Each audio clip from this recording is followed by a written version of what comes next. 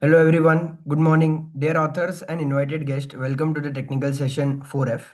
Myself Tanish Virmani and this session would be moderated by me. On behalf of Global Knowledge Research Foundation and GR Scholastic LLP, it is my great pleasure to welcome you all for the 10th International Conference on Information and Communication Technology for Competitive Strategies ICTCS 25, Jaipur, India. The 10th edition of the conference is being organized in a hybrid mode. The physical event was held yesterday in Jaipur, India, and the virtual event is being held through Zoom today and tomorrow, that is for 16th and 17th December 25. I hope you will all enjoy the knowledgeable and interactive session throughout the day. In this session, we'll have 10 presentations. Each presenter will be given 10 minutes for the presentation and 2 minutes for the question and answer. After 9 minutes, I will give you a gentle reminder to let you know about the time. There is another request to all participants that please stay connected with us till the closing remarks. If you have any query or update, you can text me in the chat bot. Just before the just before we start the session, I would like to introduce you the chair for this session.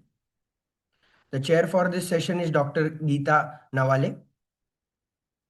Dr. Geeta Nawale is a professor from Vishwakarma Institute of Technology, Pune, India. She brings 25 years of teaching experience and has published over 30 papers in reputed international journals. She has participated in more than 20 international and national conferences and holds 3 patents to her credit. Now, I would like to start with the papers. We start with Meet Thakur. The paper title is A Privacy-Centric Approach for Web Authentication Using Zero-Knowledge Proofs in Comparison with Passwordless Web Authentication Techniques. I would like you to start the presentation. Thank you very much, sir. Do I have the permission to share the screen, sir? Yes, you may have it. Do you have this permission right now? Yes, I do. Okay.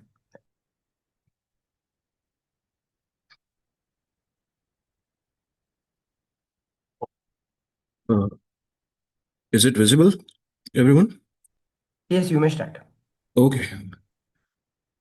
Good morning, everyone. My name is Meet Thakur, and the co-author for this paper is Dr. Devarshi Mehta. We are both from GLS University, Gujarat, India. The topic of this paper and the presentation is the application of zero-knowledge proofs for the traditional web authentication in comparison with existing passwordless techniques.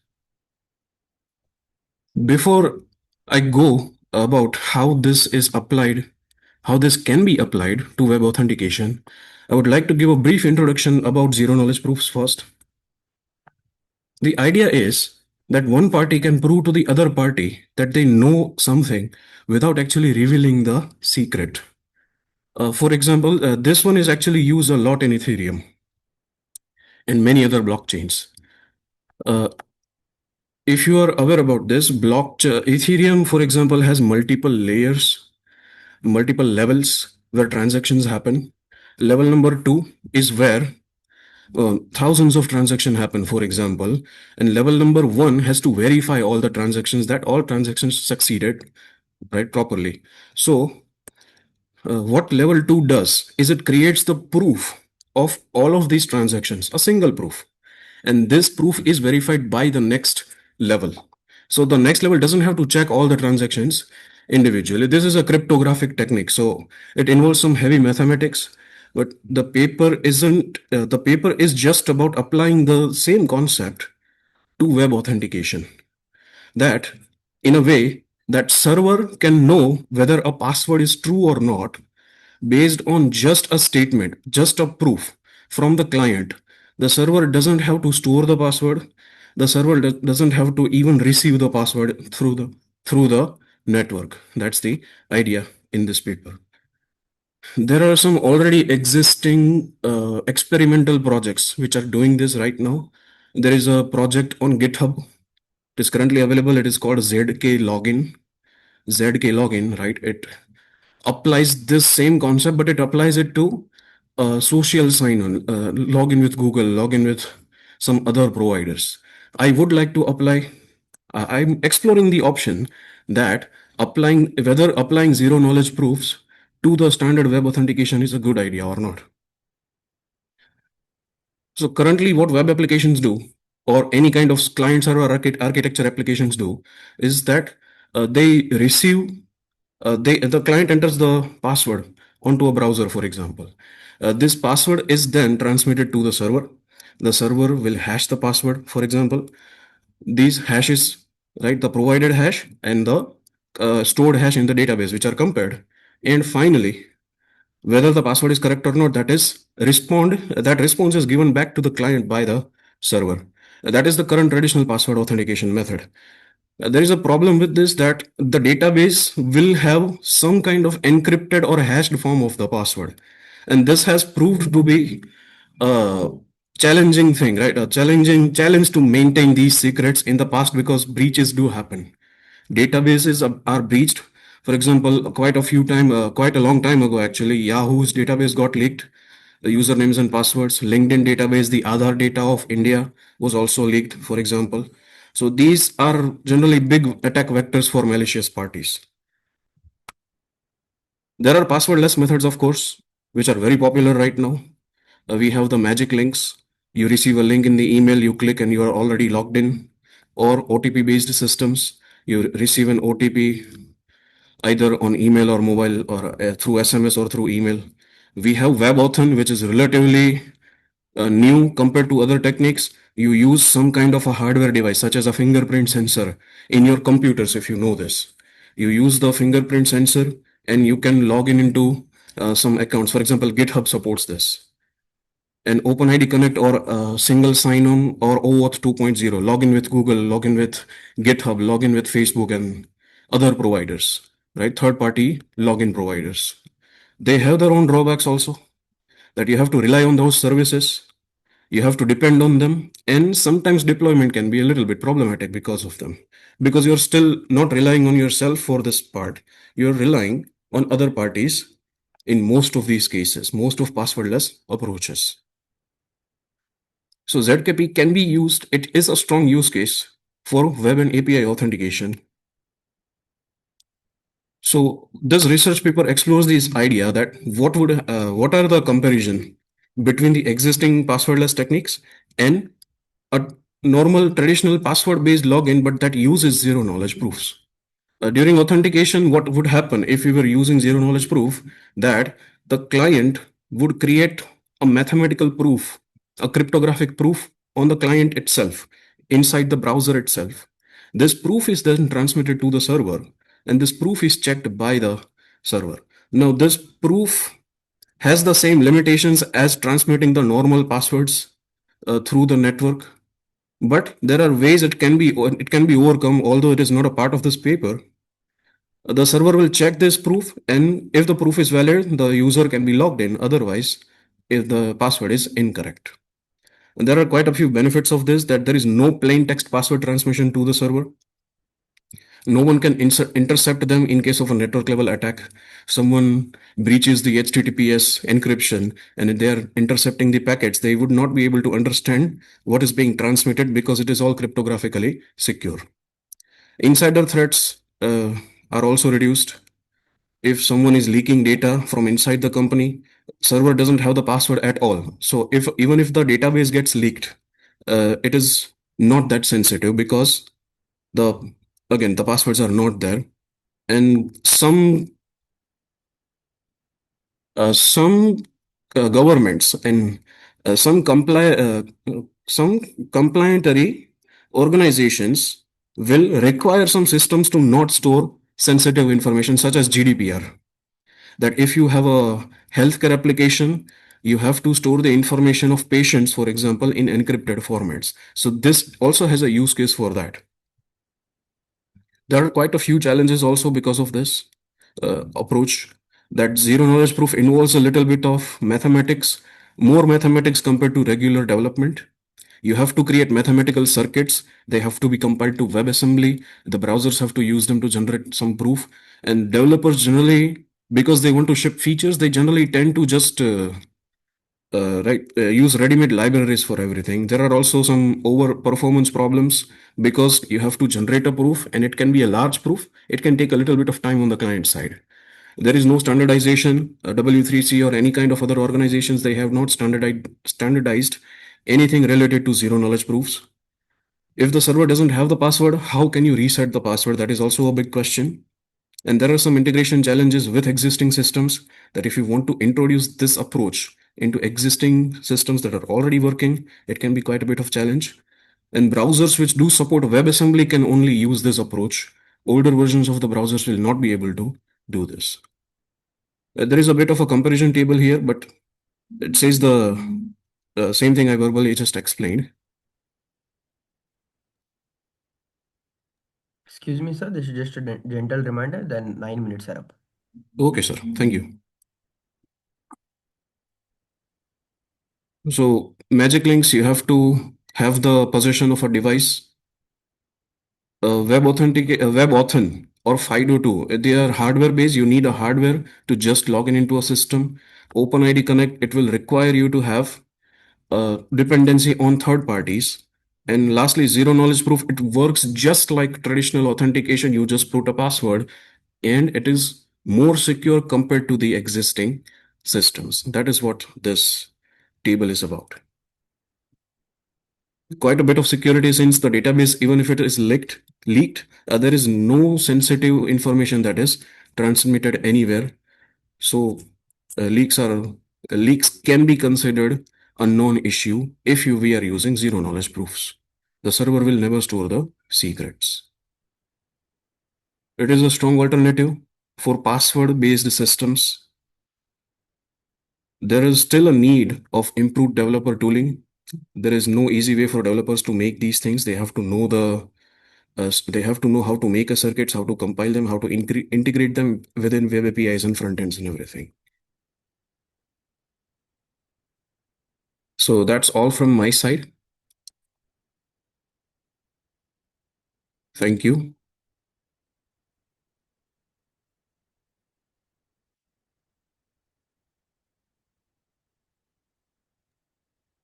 Yes. Thank you so much for the presentation.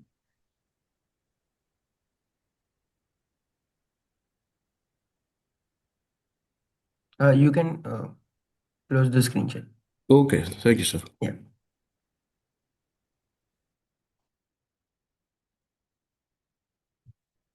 Yes. Now I would like the next paper to continue. He is Sarvanan P. The paper title is Analysis of Variation of the Factors Influencing Yes, sir, I am Precipitation. joined. Yeah. Precipitation pattern under climate change scenario, a genetic programming approach. Would also like to welcome Geeta ma'am, and you may start. Sir, I can't able to share the screen, sir. It is already one screen is open means. Yeah, you will be able to screen share now. Okay.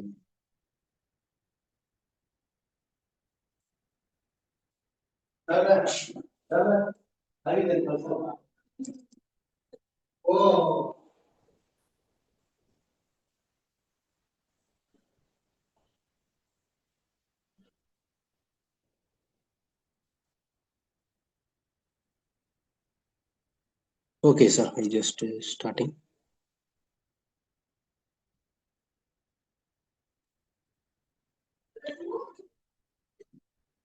Okay, sir. I'm starting. Yes, sure. So I am Dr. Saravanan P, working as assistant professor in Dr. Ambedkar Institute of Technology, Bengaluru. So my topic is analysis of variation of the factors influencing precipitation pattern under climate change scenario, a genetic programming approach. So these are our content introduction. So already many work is there that climate change, the effect of climate change on many parameters already explored. Exploring the effect of climate change on precipitation also important. So some researchers already explored that effect of climate change on precipitation, but this case we just exploring the effect of the that climate change on the factors affecting the precipitation. There are so many factors which affect the precipitation. So we exploring the factors, not directly on the precipitation. Yes, sir.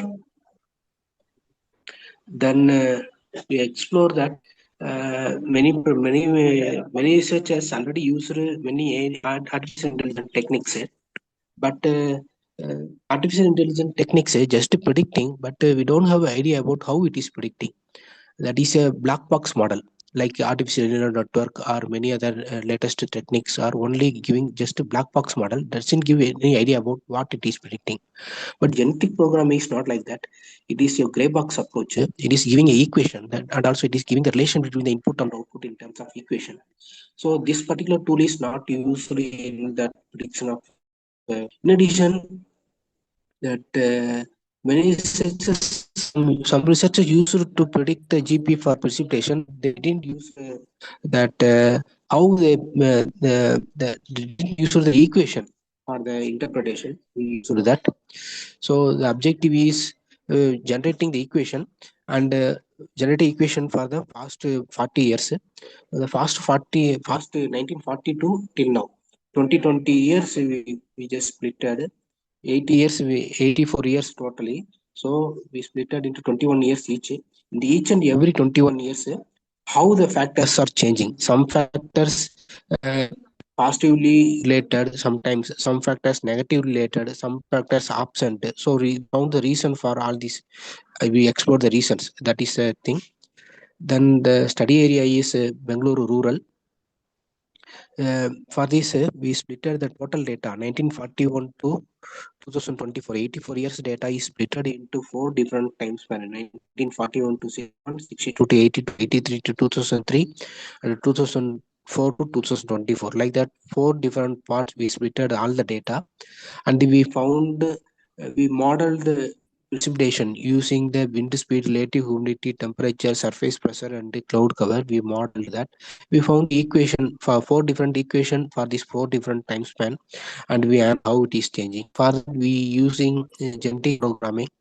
The theory is given here, and we are not more into genetic programming theory. We just used that.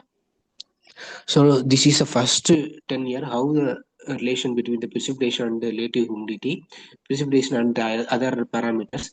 We use four different parameters: relative humidity, climate change, relative humidity, cloud cover, wind speed, and temperature.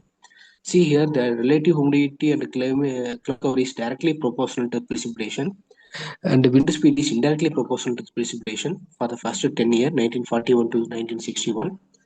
But here, relative humidity means a moisture content only. If that increases, means precipitation increases. That is acceptable. Cloud cover also, spread of cloud cover is more, means precipitation will be increased. That also acceptable. But wind speed is indirectly proportional to precipitation. Okay, wind speed is indirectly proportional to precipitation. This is not acceptable because wind speed is bringing more moisture to the particular location. So precipitation should be increased, but it is not showing like that. We explored more on this. We found that wind speed coming from the higher humid region to the particular place, bringing moisture content to the location, that increase the precipitation. But if wind speed is coming from the lower humid places, that may decrease precipitation. As far as the study area is concerned, the study area is located in the rain shadow region of the Western Ghats. So the wind lost all its moisture content in the Western Ghats itself. Only dry air is coming to the location. So dry air is coming, and that is removing the existing moisture air content in the location. So only the reason for the indirect precipitation of the indirect proportionality of the wind speed with the precipitation that we found. And this is the second equation. This is 1962 to 82. Here also that relative humidity and wind speed is directly proportional. Relative humidity and cloud cover is directly proportional to the precipitation, and wind speed is indirectly proportional to the precipitation. But wind speed is very strongly indirectly proportional to precipitation when compared to the previous case. Wind speed is in cubical denominator, so maybe more wind speed is coming in this particular time span. This is the third equation, third strength here. Okay, so see here also relative humidity and wind speed, relative humidity directly proportional to precipitation. Wind speed is numerator but negatively correlated. This also wind speed reduces the precipitation. and cloud cover is not appear in this equation. The reason may be that that is not significant in this particular time span. Okay, so that is the reason. Temperature are not available.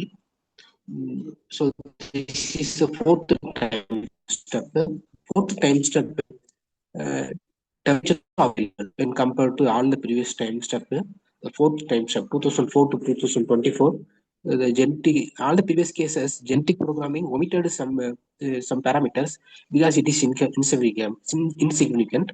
But this case, temperature is not omitted by the genetic programming. Temperature is also appeared. The reason may be that due to climate change, the radiation strength of the sun is increasing in the recent year. Already many researchers there that they told that after the IPCC Intergovernment Panel of the Climate Change, they told that the temperature of the world is increased 0.99 degrees Celsius when compared to the pre-industrial era recently. And also the one more person that Copernicus Climate Change Service, they also told that the temperature is 1.5 degrees Celsius increase in the latest to July 2023 to June 2024. In that particular 1 year, the temperature of the earth is 1.5 degrees Celsius increased when compared to the pre-industrial era. Like these two different research already they told something that only reflect this equation. The equation, as per the equation, the last 10 year only that temperature is appeared. So that may be the reason for this. In addition, the temperature is indirectly proportional to the precipitation. This is also not expected because more temperature means more evaporation. More evaporation causes more cloud. More cloud formation should give more precipitation. That is only expected. But that means that temperature should be directly proportional. But here it is indirectly proportional. How it is that also we explored that. So we explored and finding that temperature not only absorbs the water, it may absorb the cloud also. It may absorb the cloud also. So dark cloud also it is observing from the higher altitude. From that altitude it is observing cloud, and it is reaching to the more higher altitude. The cloud is reaching from the higher altitude, it is moving to some other places. Okay, some other places and giving rain to some other location. That may be the reason for the indirect proportionality of the temperature with the precipitation. So these are our findings, and we concluded that the temperature is only appears in the latest 10 years. The reason for that is increased radiation strength of the radiation strength of the sun due to climate change. And also all the data we use for monthly series. So if the monthly series is predictable, it is another one finding that monthly series is predictable, the corresponding daily series also may be predictable. If monthly series is also not predictable, then there is no use of seeing the predictability in the daily series. That also we just suggesting. And wind speed not only increases the precipitation, it also reduces the precipitation because wind arrives from some lower humid region to the location. Maybe the wind speed maybe reduces the precipitation. And also temperature not only increases precipitation, it may decrease the precipitation if it absorbs the cloud formation. And relative humidity and cloud cover is always directly proportional to the precipitation. These are our findings, sir. Thank you very much. Thank you so much. Ma'am, do you have any questions for the presenter? No, no. Okay, sure. Uh, Okay. Thank you, sir. Thank you very yes, much, sir. yes, thank you. May You I can leave, stop. sir? You can stop sharing. Yeah. Okay, sir.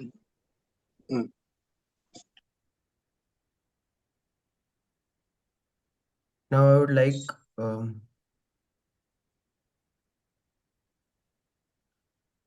would like the next person to continue. Next presenter, Manoj Kumar. Paper title: Deep Inception ResNet V2 and LSTM to detect abnormal human activity in real-time monitoring system. Yes, sir. Yes, sir. I'm doing. Yes. I'm doing, sir. Sure.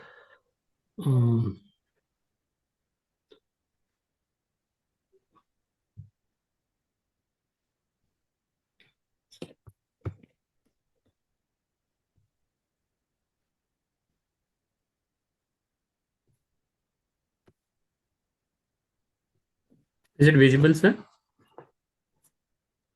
Yes, sir, you may start.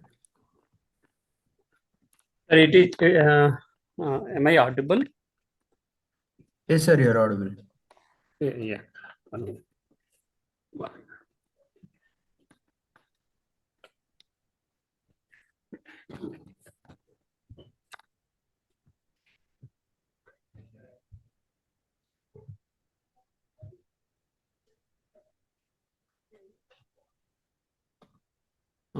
Good morning. So my uh,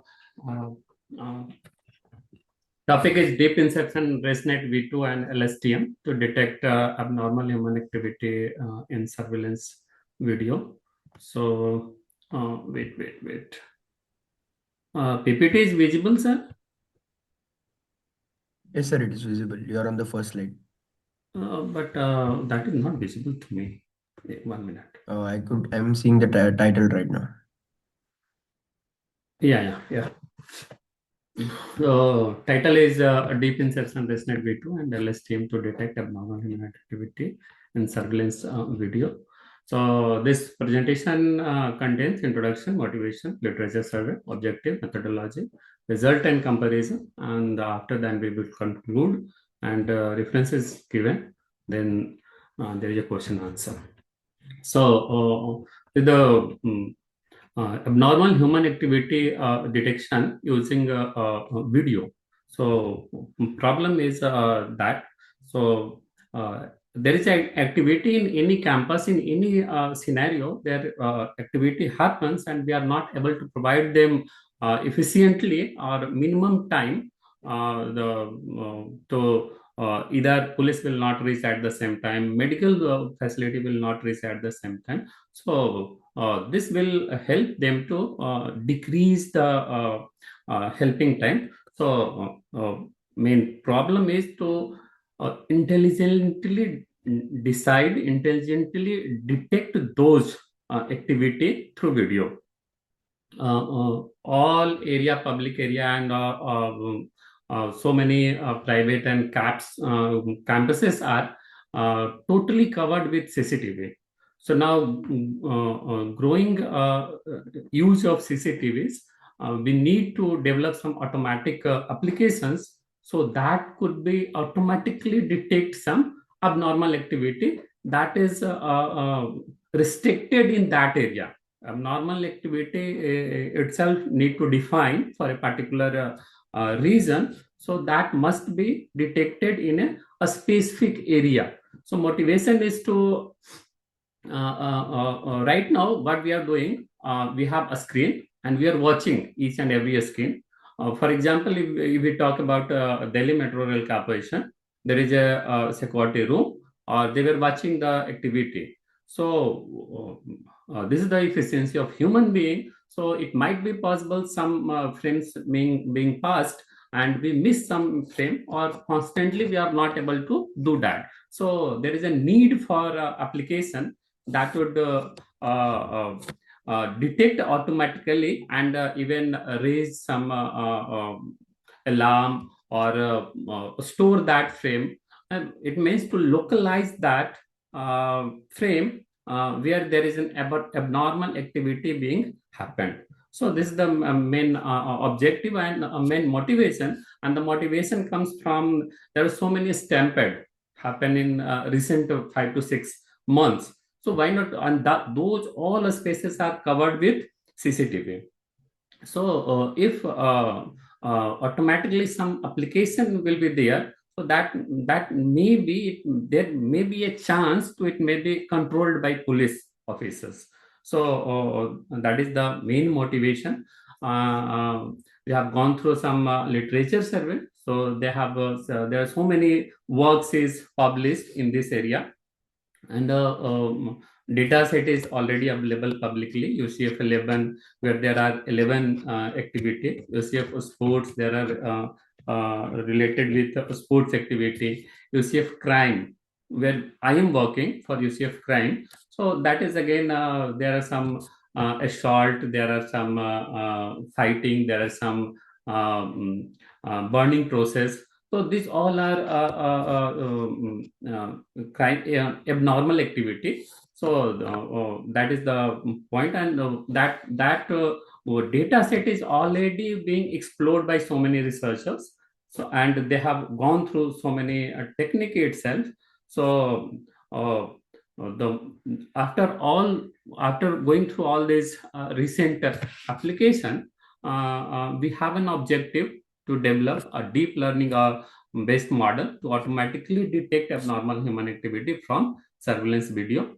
So we have decided to combine Inception ResNet V2 for a spatial feature recognition and LSTM for temporal sequence learning. And then we try to integrate attention mechanism to focus on the most relevant video frames.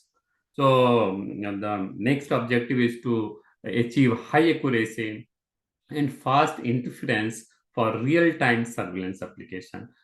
We have set this objective and worked on that. So come up with a methodology where we have the first CNN is a pre-trained network, that is Inception ResNet V2, and the feature extracted by this Inception ResNet V2 that is being fed in LSTM, and that is LSTM is recognizing and establishing the relationship between frames, so consecutive frames, and then we are setting the attention layer so that the main frame that need to be considered, that is in the process, and finally softmax classifier is able to detect whether a given video is abnormal, or where there is a abnormal activity in which frame. So on the basis of that, we could uniquely identify which frame has the or set of frames has the abnormality that is being restricted in a particular premises. So this is the result. So loss is definitely very good, but UCF crime data set is very divergent, and the accuracy is something below, in between, but training is very good, and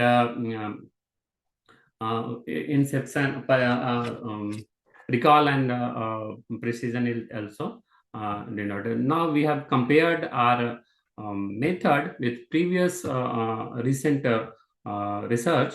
So our proposed method is achieved with 92.80 accuracy, and the data set is UCF crime data set, and that is very versatile. That is uncut video, that is captured in a real-time scenario. So that is the comparison where we have 92.8% accuracy. So conclusion is that, so in figure we have said we uniquely identify there is a assault and someone is having a normal situation, some normal activity. So we could identify and we could put it in a real-time scenario. But in real-time video, it might be accuracy may be decreased, but on a publicly available data set where there is a UCF crime data set, that is very, very difficult. So where we have achieved 92.8% accuracy. So combining LSTM ResNet 2 for a spatial and LSTM for temporal, it improves the accuracy and robustness. Applying or incorporating attention mechanism to enhance model focus on relevant frame to reduce false detection. The model demonstrates strong potential for real-time automated surveillance and public safety application. So that is the conclusion, and we have added some references. Thank you, sir. Is there any question? Yeah. Hello, sir. Yes. Yeah. Why did you choose Inception ResNet V2 for spatial feature extraction instead of simpler CNN like VGG or ResNet? Yeah. So in Inception, in layer 7:1 application is there. 7 feature is 7:1 matrix is being formed. So that is the main point where we are retaining the information with maximum the pooling. In last layer, we are pulling maximum and retaining the accuracy main feature. So that is maximum pooling, so that what should I say? Computational cost should be decreased. And definitely, when we compare with VGG 16 or some other, so VGG 16 is also a potential good. But when I have already done with VGG 16, but there is a point where that is computationally heavy. VGG 16 is computationally heavy. So for real-time application, we need a training framework where there is that need less resources. That's right, ma'am. Okay. How are video frames sampled before being fed into Inception ResNet V2?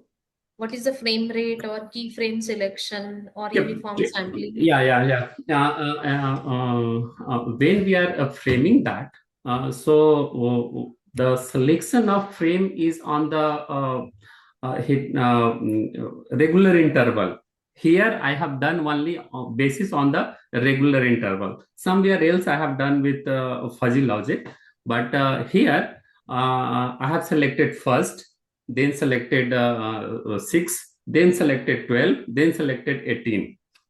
So on a regular interval, we are collecting to avoid the repetitions, and when we apply the ResNet inception, the feature are being fed as a column and row. So one row is having one frame, second row is having next frame, third row is having third frame. So, and when we give this data to LSTM, so this is sequential data, or we can say that at time t there is a frame 1, time t plus 1, frame number 2.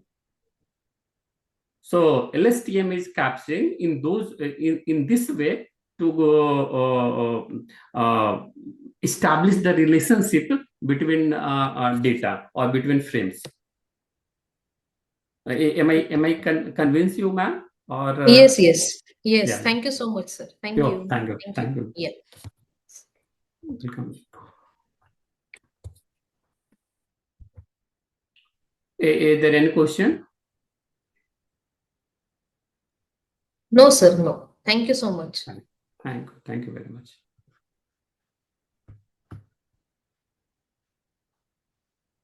Now I would like the next person to continue. Tanaya Nipankar, paper title, Enhancing STEM Education with 3D and 360 AR Laboratory Visualization. So may I share my screen? Yes, you will be able to now.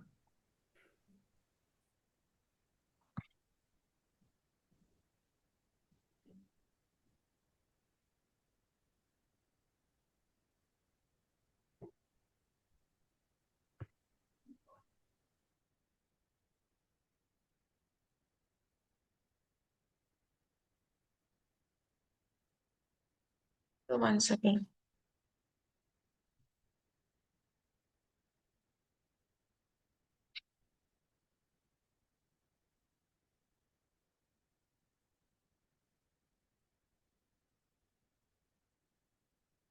Is it visible?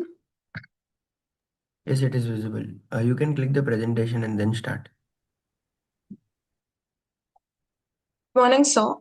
I'm Tanaya Nipankar from the Department of Computer Engineering from Modern Education Society's Wadia College of Engineering, Pune. Today I'll be presenting a research paper titled Enhancing STEM Education with 3D and 360 AR Laboratory Visualization. So, the objective of our research paper was to analyze and address the limitations in existing laboratory visit methods which are used by students and parents while evaluating the STEM institutions. For example, this is a very common problem nowadays that whenever students want to take admission into a new college and they have to visit different colleges, they have to travel from one place, place A to place B, and then place B to place C, which takes a lot of time and effort. And also for people who are physically disabled or something, um, it is a lot of big issue for them. So traditional approaches rely on physical visits and static representation, which restrict the understanding of equipment scale and spatial layout of the lab. This research basically aims to explore how 3D or 360-degree visualization and augmented reality can serve as an effective alternative for laboratory exploration, thereby improving accessibility and the decision making of the students as well as the parents. So, about the existing approaches, we reviewed current approaches such as institutional websites, then YouTube or 3D videos, AR-based viewing, AR navigation systems. Our analysis indicated that these methods lack interactivity, spatial accuracy, and user engagement.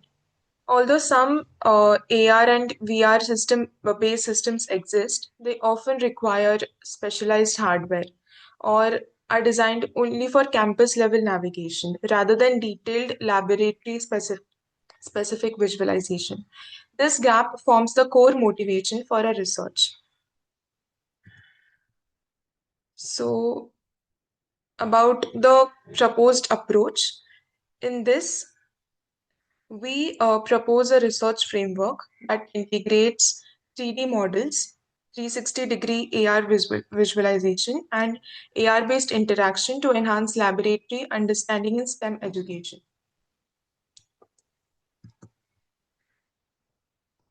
As a part of the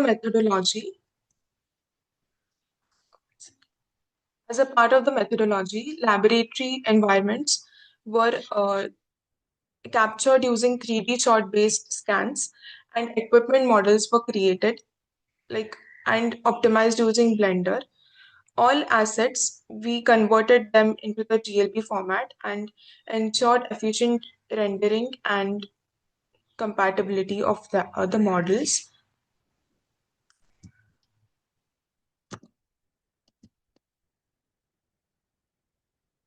In the second slide of the implementation, the study employs Vuforia image recognition engine, in which basically we upload the image targets of different labs, and based on those marks, it triggers the in the Vuforia engine, after we upload the image, it rates the image according to its quality, and then we can use it as a marker further. This is the basic implementation of our research paper, in which we have also used SLAM, simultaneous localization and mapping, in which the system maps an environment and simultaneously also locates its own position in the environment.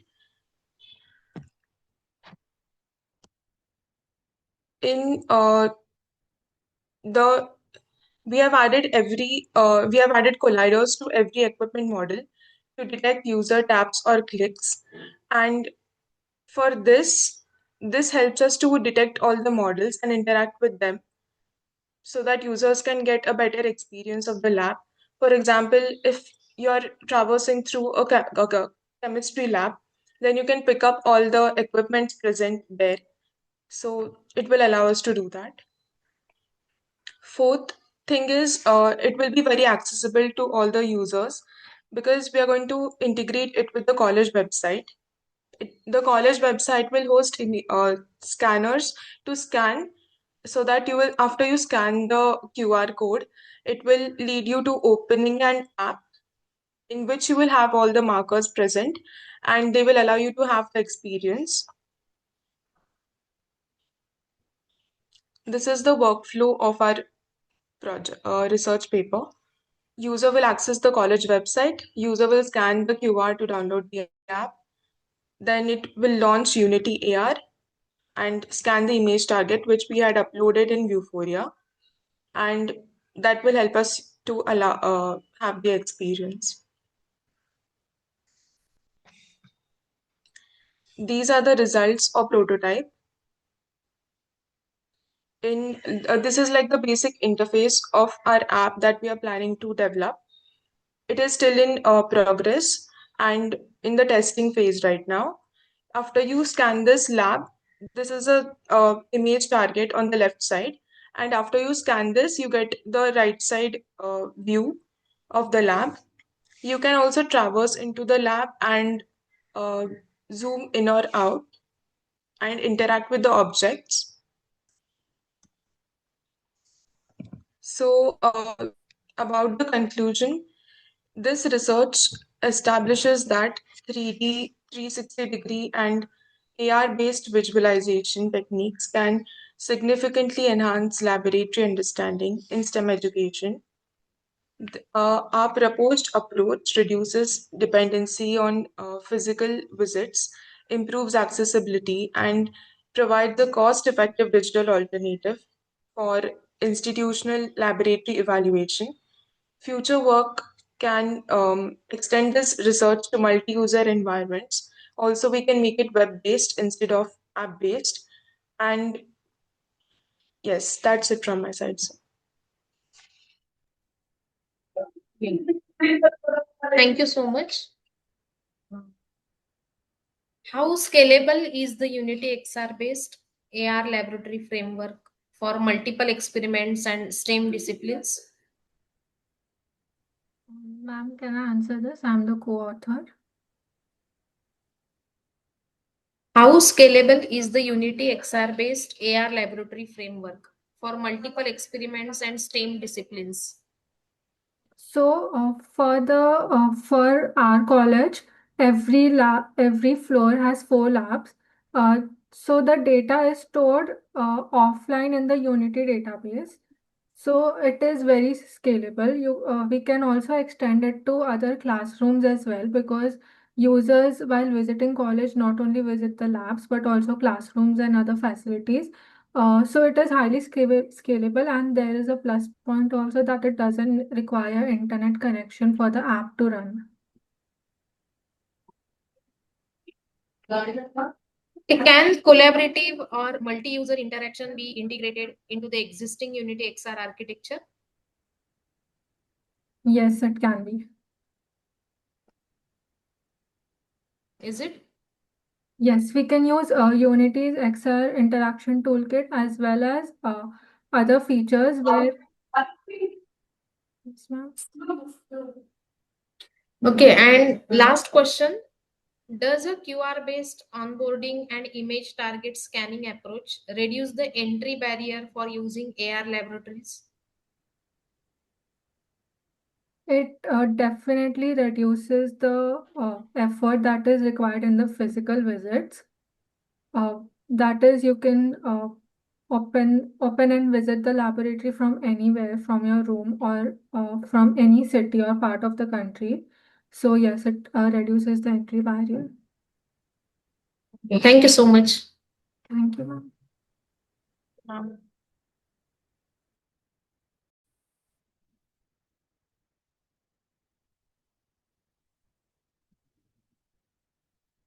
The next person is Vitika Soni, human computer interaction for emotional well being, autonomic and effective regulation through immersive narratives. Hello, sir. Am I audible? Yeah, you're audible. You can start sharing. Yes.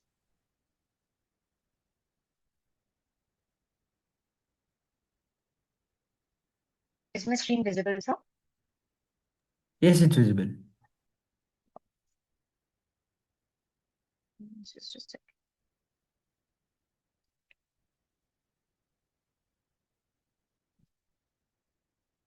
Good morning, everyone. My name is Vitika Soni, and today I will be presenting our paper titled Human-Computer Interaction for Emotional Well-Being, Autonomic and Effective Regulation Through Immersive Narratives. This work is a collaboration between Indian Knowledge Systems and Mental Health Applications Center at IIT Mandi, done under the guidance of Professor Varun Dutt and with Mr. Harshu Mohan Chatra, a professional graphic illustrator and novelist from Amar Chitrakatha, Kolkata. The focus of the study is to understand how different narrative delivery modalities, virtual reality, reading, and comics differentially influence autonomic regulation and emotional responses. Emotional well-being is very closely linked to autonomic regulation, particularly the balance between the sympathetic and parasympathetic nervous system activity. So in human-computer interaction research, virtual reality has been widely studied for immersion and presence, but its physiological impact is often examined in isolation, without systematic comparison to the immersive formats such as reading or comics. HRV or heart rate variability is a well-established, non-invasive biomarker of autonomic balance and emotional regulations. So since VR, reading, and comic differ in emotional level and cognitive processing demands, they are likely to produce distinct autonomic responses. However, very few studies compare these modalities using the same narrative and the same timing and the objective physiological measures. This study exactly addresses that gap. HRV reflects the dynamic regulation of the autonomic nervous system and has been consistently linked to emotional regulation and resilience. From an HCI perspective, VR provides the multisensory immersion and presence, and reading relies primarily on the semantic and imaginary processing, and the comics combine the visual and textual channels.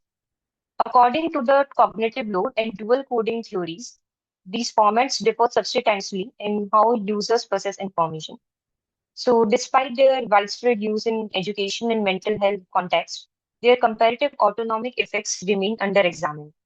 Our study builds on this theoretical background by directly comparing these three narrative modalities under the controlled conditions.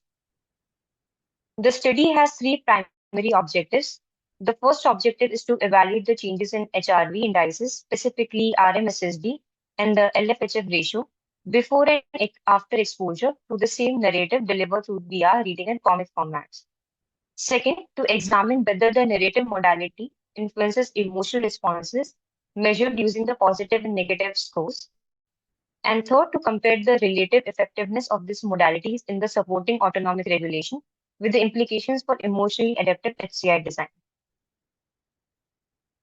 So we conducted a between subject experiment design with 45 participants randomly assigned to three groups, VR, reading, and comic, with 15 participants per group.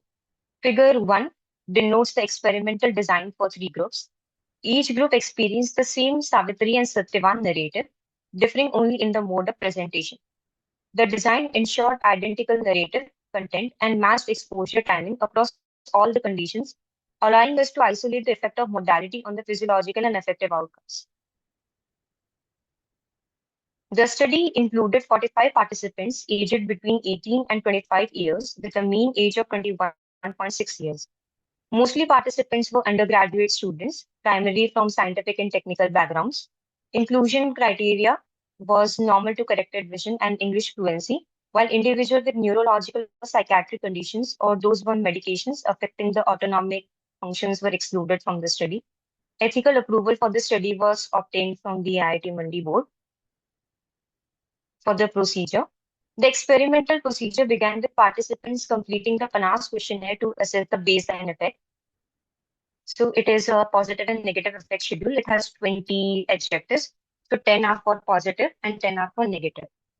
Then it was followed by a 5-minute baseline HRV recording using the EMV Pro PPG ear clip sensor. Figure 2 EMV Pro device is shown on the screen. Participants then experienced the narrative in their assigned modality, VR, reading, or comic, with exposure duration matched across groups. Then immediately after the narrative, Savitri Santevan narrative, a second 5 minutes HRV recording was taken, followed by the post-intervention PANAS assessment. For the stimulus and story, the narrative stimulus was used across all the conditions for Savitri and Satyavan's story, drawn from the Mahamarkandeya Purana Indian mythological tradition. The story, which is centered around devotion, faith, and perseverance and emotional resilience, making it particularly suitable for examining the emotional autonomic responses. And importantly, the storyline and sequence of events were kept identical across the formats to ensure the narrative equivalence. So the story goes like Savitri is the wise and denoted princess who chose to marry the Satyavan despite he was destined to die within the year. And she accepted the fate with courage, wanting to stand between him. So, stand by him through every joy and hardship. One day in the forest, Satyavan suddenly collapsed, and Yama, the god of death, appeared to take his soul. Savitri followed Yama with unwavering determination, pleading for the compassion and using her wisdom to win his favor. Impressed by her devotion, Yama granted a boon that restores Satyavan's life. Savitri and Satyavan return home, their love and perseverance overcame even then. So figure 3 represents the VR group, figure 4 represents the texture group, and figure 5 represents the comic group of the story. The modality was different and the story was kept constant throughout the story. So in the VR condition, the narrative was delivered through the passive third-person 360-degree immersive experience using the MetaQuest 2 VR headset. And the story was developed in Delighttext Edu with the English narration. In the reading condition, we presented the same story as a continuous prose text on a standard digital display, relying on the linguistic processing and imagination. And in the comic condition, we used a script batch graphic narrative with the sequential panels combining visuals and text. For the measures and analysis, so HRV data was collected before and after the intervention of all the participants. We focused on RMSSD as an index of parasympathetic activity and LFHF ratio as an indicator of symptovagal balance. Affective responses were measured using the PANAS scale. HRV pre-processing and artifact correction were performed using the QBS HRV, while statistical analysis were conducted in SPS version 28. Mixed design ANOVA was used to evaluate the group time and interaction effect with the post-hoc QT test and a significant threshold of P less than 0.05. Now coming upon to the results slide. So there are 3 figures which are shown, figure 6A, figure 6B, and 6E. So figure 6A represents the group graph, figure B represents the time graph, and figure C also represents the time graph. So the difference between the figure B and figure C is this is the pre and post time effect graph, and for the figure C, this is the interaction time effect graphs. So for the RMSSD, VR produced the greatest increase in the RMSSD, indicating a stronger parasympathetic activation compared to the reading and comic formats. So how did we come to this point was, as you can see that in the VR group, this bar goes to highest, this 82.16. And in the interaction effect also, the VR bar is higher with 94.65 as indicated in the graph. Now coming upon to the figure 7A for the LFHF ratio. So VR showed the highest post-intervention LFHS shift, reflecting stronger autonomic modulation and a more sympathetic, balanced sympathetic symptovagal difference rather than reading or comic. So as you can see here also, the VR bar is higher, and in the interaction effect also, this is higher. So there was a difference between the pre and post measures reflected in the graph 7B, and also in 6B, the bar is going significantly higher. In the figure 7B, it's a relatively a stronger kind of the linear line, but not same as 6B. A little bit of differences there in both the graphs. Now coming upon to the behavioral measures, positive effect and negative effect, PANAS. So similarly, we have we have differently done for the positive effect as well as for the negative effect. So figure 8A shows the group effect, figure B shows the time effect, figure C shows the time effect in the terms of interaction effect, and figure D shows the time effect for the negative effect. So positive effect increased across all the formats, with VR and reading showing the larger improvements in the comic condition. Negative effect increased over the times for all the 3 modalities, with no reliable differences between the groups. Sorry, that was copied. Excuse me, Coming ma'am. upon, This is just a gentle reminder that your presentation time has finished. may I just conclude this slide, sir? Yeah, sure. Thank you. So the findings indicate that VR produces the strongest autonomic improvement consistent with the theories of presence and emotional absorption in immersive environment. Reading yielded the moderate benefits aligning with the cognitive processing models with the sustained somatic engagement supposed regulated emotional states. Then coming upon to the comics part, comics showed lighter physiological effects consistent with the dual channel processing theories involving lower cognitive load. So in conclusion, VR emerges as the most effective modality for the autonomic and emotional regulation, followed by reading and comics, providing more limited engagement. So this is the future work, and these are some acknowledgements for IEEE Spark Grant and Knowledge System. And essentially, thank you a lot for your attention. I would be happy to take any questions or suggestions if you have. These are some references for your kind reference. Yeah. Why did you choose a between subjects design instead of within subjects design for this study? Ma'am, the way we choose the between subject designs for, we wanted to compare the interaction also along with the group and time effect. And that was also that was also positive with the between subject effects. So that was the reason we wanted to see if we keep the modality constant. Modality is different and story constant. There will be a difference between the all the three conditions that we have taken as the between the difference between the group's time and interaction event. And how did you control for individual differences such as prior VR experience, reading habits, or familiarity with the narrative? Uh, yeah, thank you for the question, ma'am. Ma'am, for these stories, we realized it, ma'am. So we added the question to the Google Comments where we asked the participants how familiar they were with the story, and almost everyone was. They only have heard the title of the story. They were not aware what the story was regarding. And regarding the VR narrative and the prior different things, ma'am, the participants do not have the direct VR experience as of now. So the participants who were as the part of my study, did not have any prior experience with the VR. So they were relatively new to the VR headset and the research that they were part of. Okay, one last question. Is a sample size of 45 statistically sufficient to draw meaningful conclusions? Ma'am, for my study, I would like to say that, ma'am, for making it a greater study or I think a larger data set would be more suitable.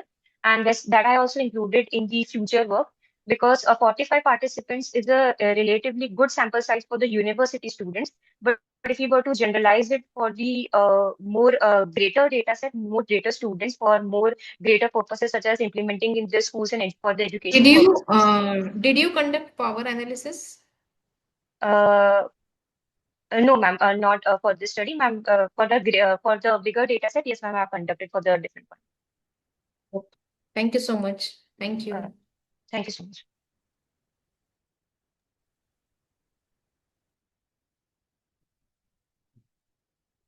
Now I would like to call the next author, Devansh Khandor. The paper title is Online Reputation Management System for Educational Institutions Using a Hybrid Transformer Model. Hello, sir. I'll request to share the screen. Yes, please. Is it now visible? Not right now. Give me a moment. Yeah. Is it now visible? Yeah, now it's visible. Okay.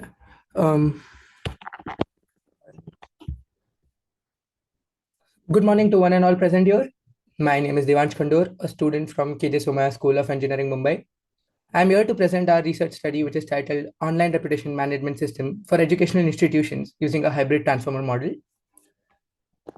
So the 21st century has been an era of digitization, as we all know. However, the COVID-19 pandemic further accelerated it.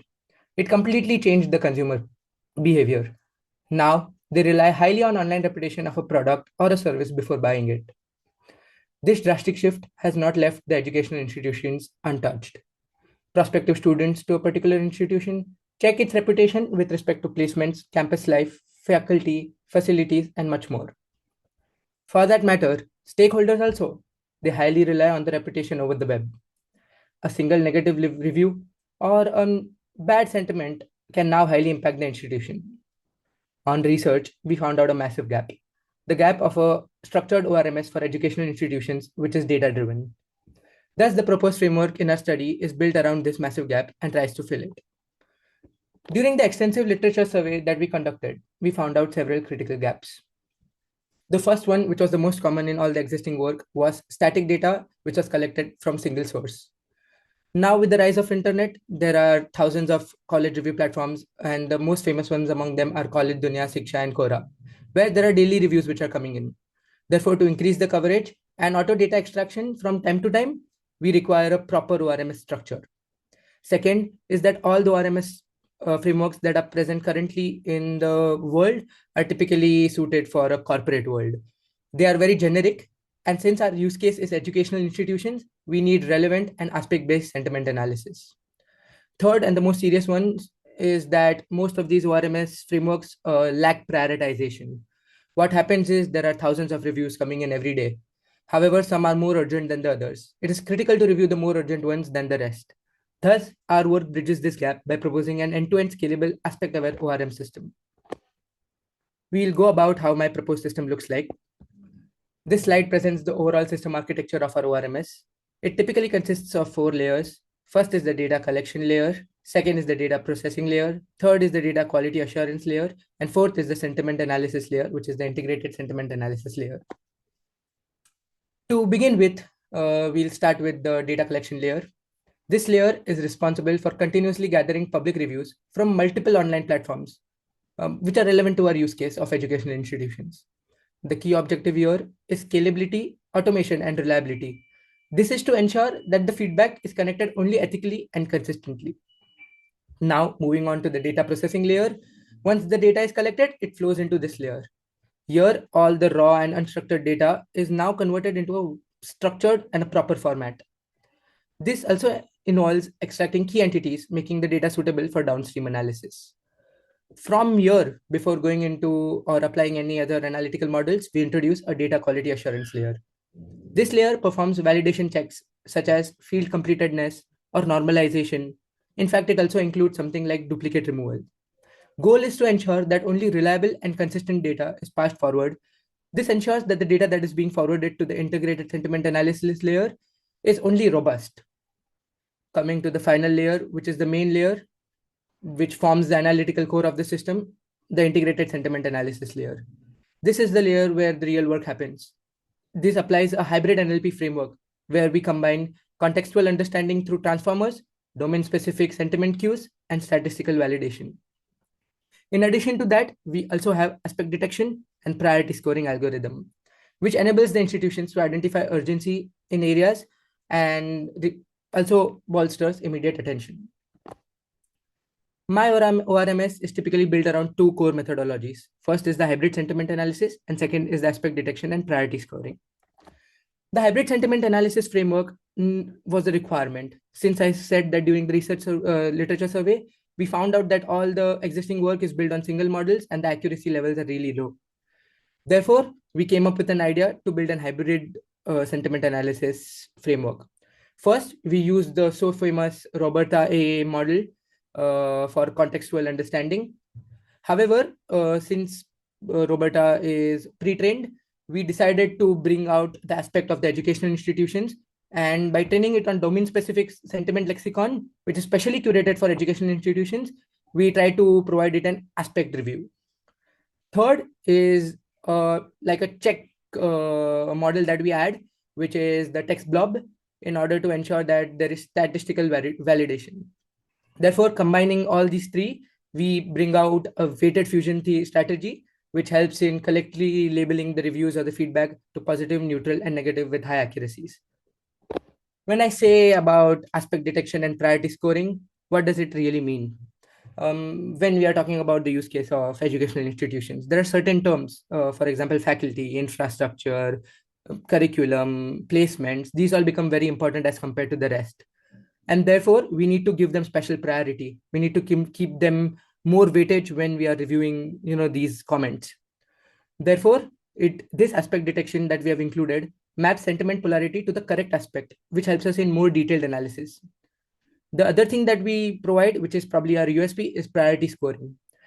Through priority scoring algorithm, we classify the feedback into urgent, high, medium, or low priority, which enables quick, informed, data-driven actions. Apart from all the things that we have provided, we also provide a visual dashboard. We provide them with advanced analytics and reporting capabilities. Some famous ones or some widely used ones are sentiment trend analysis, which helps the administrative team to understand like what kind of reviews are coming and what are the number, and with time they can project a chart and understand what is the trend. Second is interactive filtering and prioritization, which are like clickable links which will directly take you to the reviews so that they can react to it proactively. And then automated report generation, which provides you a full length report on what can be done to improve the problems at hand. The results of the ORMS framework that we have created are as follows.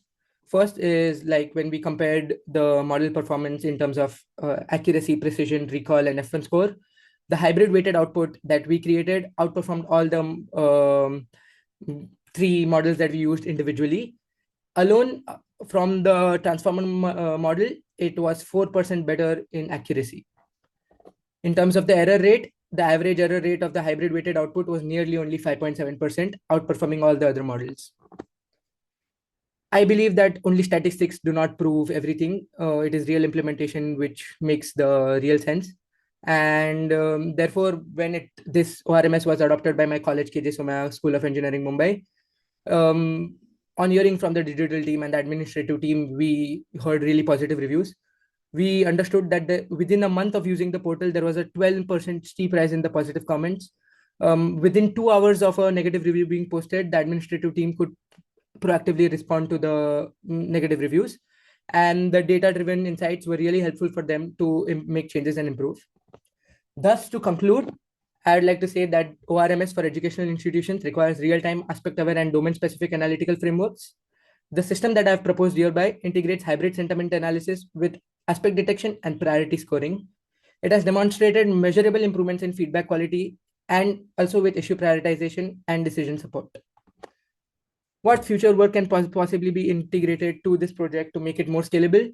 First thing is that the current model that we have built only works with English. There might be reviews from different languages across the world, and therefore a multilingual sentiment support would be much better. The second thing would be slang and context adaptation. The Robert I model is developed in 2019. Since then, the language keeps on changing with the new generations coming up, say Gen Z, Gen Alpha. The language keeps on changing every day. And therefore, a continuous improvement in the data would be really helpful. Third is human in the loop learning, because there is nothing like a human experience as of yet. Machines are still not as where the humans are. And fourth is cross-domain deployment, which means like this is basically a blueprint which can be copied to any use case. For now, we are working on educational institutions. For example, if it needs to be adopted for an architecture firm, it is a very scalable one because we just need to replace the lexicon, domain-specific lexicon to architecture terms. Thank you so much for your time and patience. I'd appreciate anything that you would like to add on. Yes. How are fake reviews, spam, and coordinated opinion manipulation addressed? So basically, we calculate two scores. One is polarity and one is subjectivity. So subjectivity is basically which tells you whether a review is like opinionated or is it based on facts. So based on that, we classify if it is a genuine review or not a genuine review. Okay, what ethical considerations are taken into account regarding data privacy and transparency? Yeah, so we have collected data from College Dunya Shiksha and Quora. With respect to their terms and conditions, you are allowed to scrape data from them within the limits of around 150 reviews per minute. And we have followed all those restrictions, and we have not tried to collect any data from any unethical resources or unethical APIs. One last question. How does your system move beyond sentiment analysis to provide actionable or aspect level intelligence that academic leaders can actually use? Yeah, so basically, if you remember the slide that I showed, there is an automated report generation.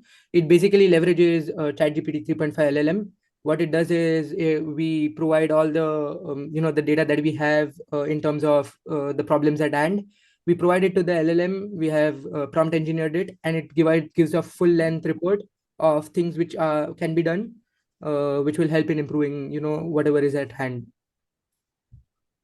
Okay, thank you. Thank you so much. Thank you so much.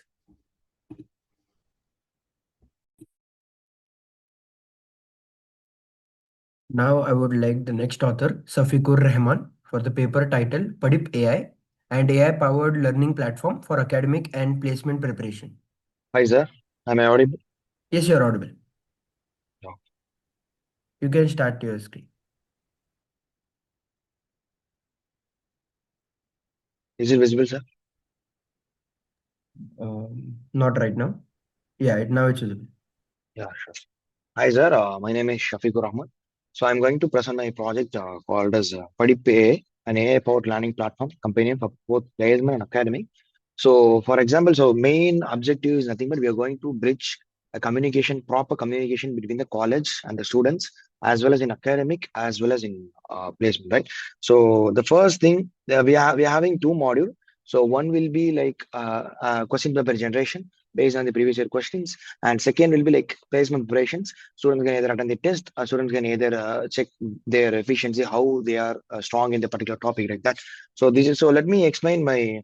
This is all about my introduction. So we are using some other techniques like TF, IDF, and BUD. So let me explain later. So firstly, let us go with the existing system.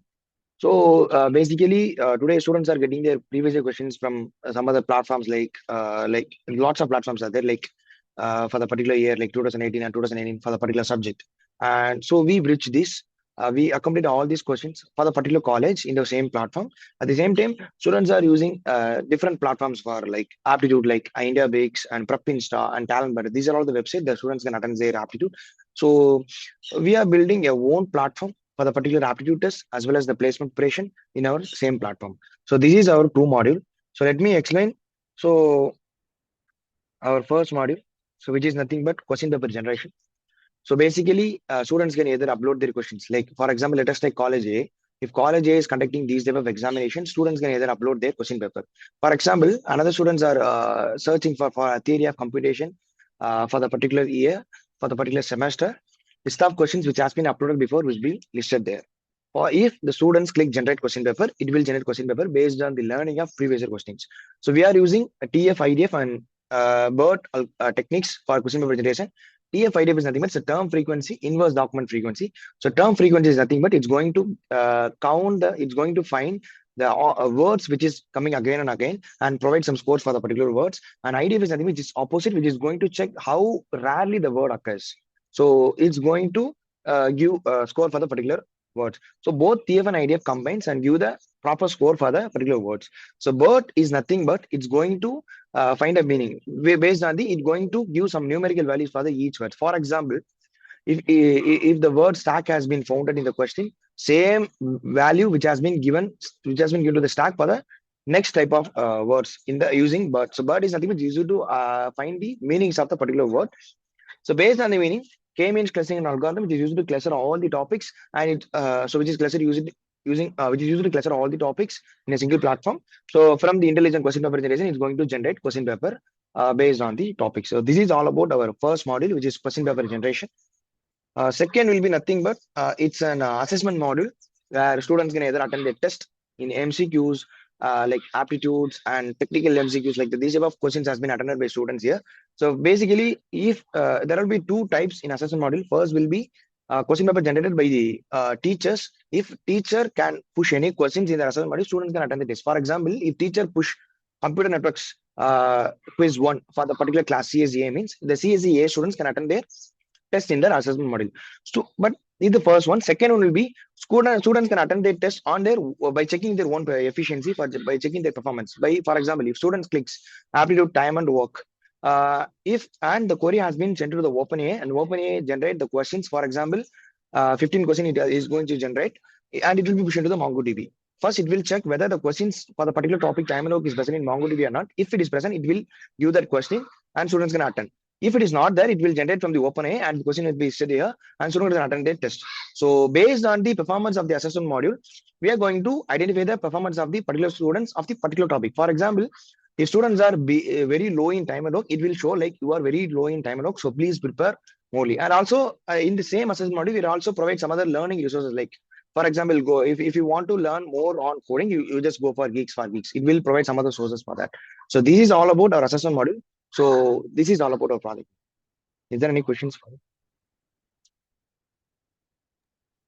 No, no. Okay, thank you.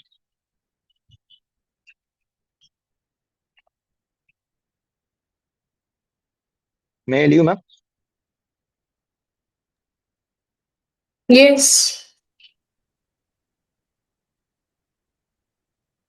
Thank you. Thank you for the presentation. Now I would like the next author, Ravi Charan. The paper title is Smart Zonal Pesticide Control Using IoT Sensors and Machine Learning for Precision Agriculture. Yes, sir. Can I share the screen, sir? Yes, sure.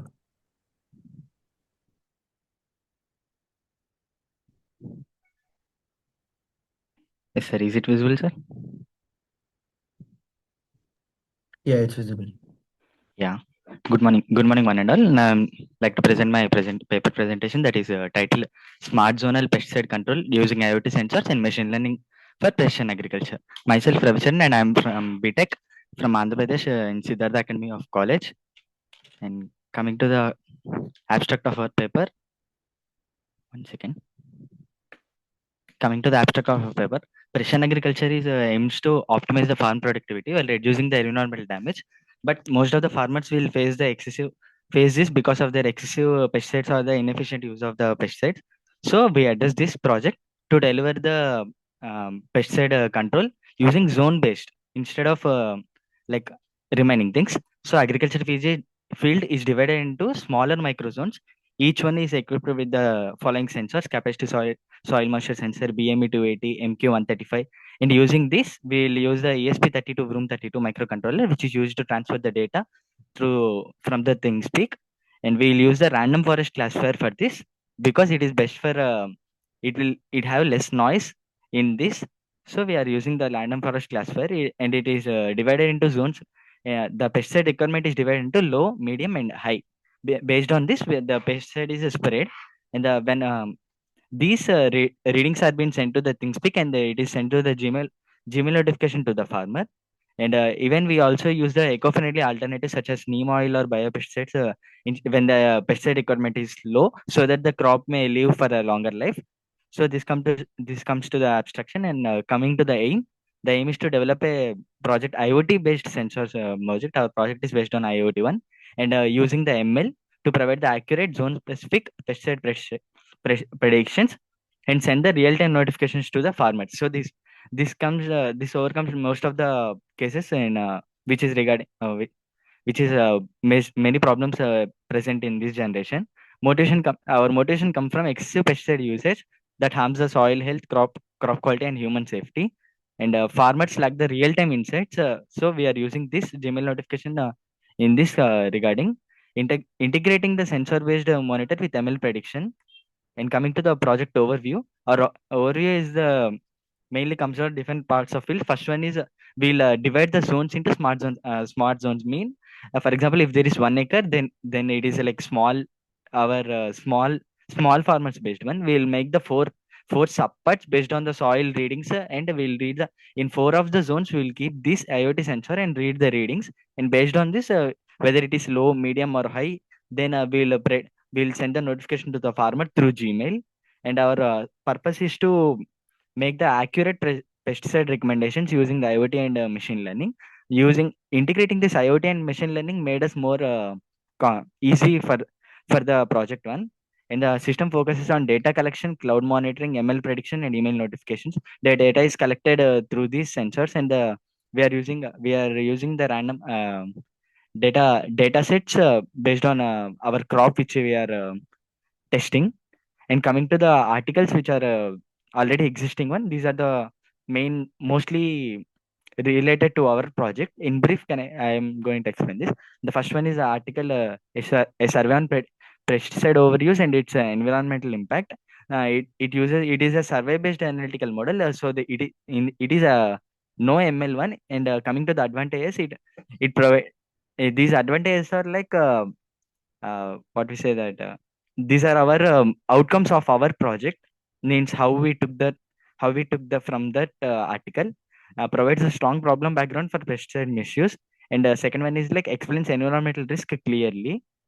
So coming to disadvantages, it is not having either a ML or IoT. It is just a paper review, not like it is a implemented one. And coming to the second one, IoT and ML based smart agriculture monitoring system. It is using SVM and random forest with IoT sensor integration. This made us to take the IoT and ML both combined into a single one and enabled automated monitoring. This one is also like automated means what we say like direct results from the sensors. In coming to the disadvantages, it does not focus on the pesticide prediction. It just took the sensor readings based on their project. And coming to it is limited to multi-zone scalability.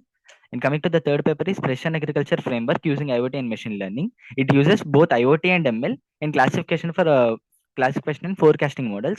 Coming to the advantages, complete precision agriculture workflow is there here, and supports early crop condition prediction. And in this, there is no zone wise, and the hardware setup is more cost than ours, which we have done. And coming to the fourth one is smart sensor technology shaping the future of precision agriculture. It uses sensor technology architecture review.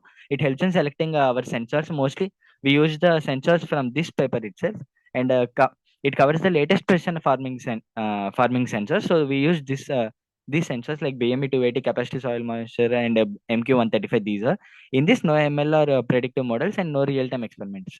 And coming to the objectives, our main objectives are to collect the real-time and environmental data from field zones using the IoT sensors for accurate pesticide assessment, and to train a ML model taking the data sets and using for giving the pesticide requirement levels as low, medium, or high. And coming to the third objective is to generate a zone-wise pesticide, as this is our main scope of the project. And coming to the fourth one is to notify the farmers automatically when pesticide levels exceeds predefined thresholds. And coming to the procedure of our proposed model, first we'll collect the data through the sensors using these four sensors, then then we'll use a ESP32 to send this data to the ThinkSpeak. And later on, we'll use the cloud will store these sensor values, and the model will predict the data using the random forest classifier. In simple, random forest classifier is like there will be many trees, many decision trees, so that we are using this, and it will produce less noise. And if the pesticide prediction level is low, then it will recommend the biopesticides. If the pesticide prediction is high, then it will recommend chemical pesticides. We are also including the weather API using this, because if the rain is expected, then if we spray the pesticide, it will be a waste of the pesticide. So we are using the weather API through this, and if the rain is expected, we will send the rain warning also through the Gmail, and we will finally notify the farmer with the recommendation. And coming to the next slide, these are our results of our project. The system successfully collected the real-time temperature and humidity data and displayed the zone-wise prediction through Gmail by notification generation. The experimental setup demonstrated effective notification generation for pesticide requirement based on the machine learning predictions. Coming to the left side image, this is our experimental setup of our project, which is consisting of these three sensors and for the readings. And this is the ESP32 room, which is sending the data through to the ThinkSpeak. And this is just a breadboard. It is an experimental setup, so we are further making it into a simple one. And coming to the right one, this is the email we have sent to the farmer mobile. So these first four are the what is a readings of our the soil and the air and the humidity. These are the readings, and we'll say the pesticide requirement if it is high or low or medium based on this, if the based on the readings. So if it is high, it'll show the high. And coming to the weather forecast, for each 3 hours we are predicting the weather, like it is raining or not raining, or if it is a heavy rain or moderate rain. It shows like this. And then coming to the rain status, it will show rain is expected in the next 24 hours. So and finally we will send the rain expected, so that do not spray any pesticide today and postpone to another day. On another day, the farmer will take the readings. So this is our results. And coming to these are the differences. Any questions? Yeah, why was random forest chosen over other classifiers? Yes, ma'am. A random forest is like it will produce the less noise compared to all the remaining classifiers, ma'am, like SVM or boost classifiers. So random forest is used in this case, and it would, and in random forest, like it will be not based on single tree. It will be based on many trees. Like if we see more, for example, some will say low, some will say medium, but most of the time we say if it is high. So based on this, many decision trees will be there. So if it is most, then it will result will be given as the most one only. So we are using the random classifier over these two remaining classifiers, ma'am. How scalable is this system for large farms or different crop types? Yes, ma'am. Currently, this is for a small scale farmers. Like as we have said, it is a zone wise. So the zone division is quite complicated for the large scale. So if the our scope is that to make the like drone view or some other source to make the zones divided, so that based on that we can make it more compact than for large scale also. Present it is for a small scale farmers itself, ma'am. And what about different crop types? Uh, we have done these readings and all from the based on the banana crop, ma'am, because in our like in our state we mostly see banana crops for spraying unevenly, so that we went to the farmer field and took the crops based on banana trees, and we took a data set based on the banana fields like required level of what we say readings, ma'am. What about the cost implications for small farmers? Ma'am, once again, Yes. can you repeat once again, ma'am? Once again. Yeah. What are the cost implications for small farmers? Yes, ma'am. This one it took around some 1500 to 2K for the model IoT model, ma'am. And they have checked this and said that in based on the zone divisions, they made the spraying in differently, ma'am, and this made the farmers to make the cost efficiently for the pesticide spraying, ma'am. They usually they'll take like for a zone for a this type of zone they'll take one full bottle for the pesticide spraying, but based on this, if they took the some the readings is low now, ma'am, so that they're taking the readings based on that it will take only half bottle or 7.5 bottle they told, ma'am, like 75% of the bottle, the remaining was saved. And these sensor is used placed in the four zones itself. It's into, ma'am. Okay, thank you. Yes, ma'am. Thank you, ma'am. Can I leave, ma'am?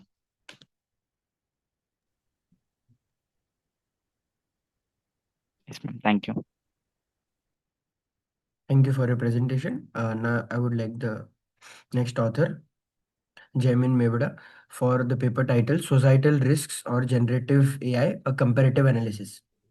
Yeah, hello, good morning. Just a second, I am sharing my screen.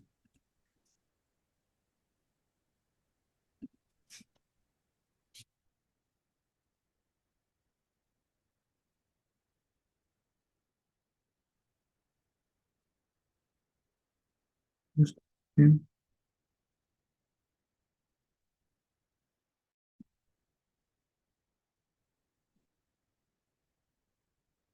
Is my screen visible? Yes, it is visible. Just a second.